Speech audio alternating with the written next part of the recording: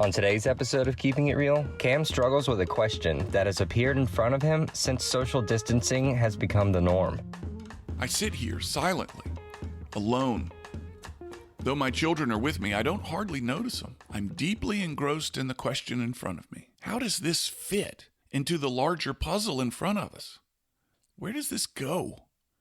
How am I to make sense of the little I can see? Is there a pattern to it that I can't make out? I'm frustrated and want to walk away, but I can't tear myself from this question. It's a jigsaw puzzle I'm referring to. 1,000 pieces. Some sort of stylized art of the birds of Costa Rica. The puzzle is spread across the dining room table and has been here a week. When I sit down to focus on it, time vanishes, and soon the next chapter of the day will be on top of me. A few hours to kill before dinner or before bedtime, I sit down with the puzzle and time goes away. When I step away from the puzzle, though, I've added many pieces, but it doesn't look much closer to complete than it was hours earlier. Perhaps this is a metaphor for our lives right now. Every day is so much the same, and the end doesn't look any nearer. On a Zoom call with 8 other couples the other night, my wife and I listened as they recounted their days since our patterns of life were changed and the schools were shut. They admitted the same frustrations and fears and stirred craziness that my wife and I have felt. It was consolation to know that she and I weren't alone.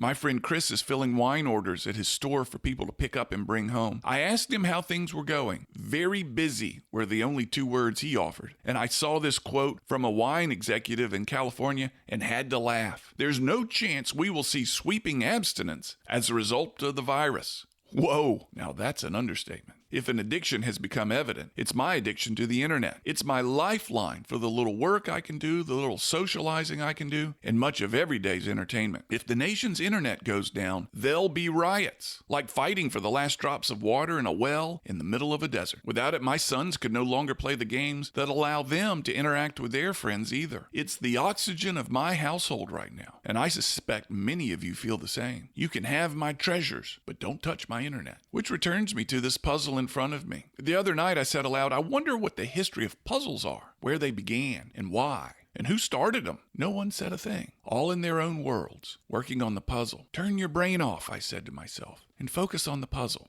If you do, it'll be dinner time soon. I'm Cam Marston, and I'm just trying to keep it real. To hear more of Cam Marston's commentaries, search for Keeping It Real on your favorite podcast app or find them on Facebook.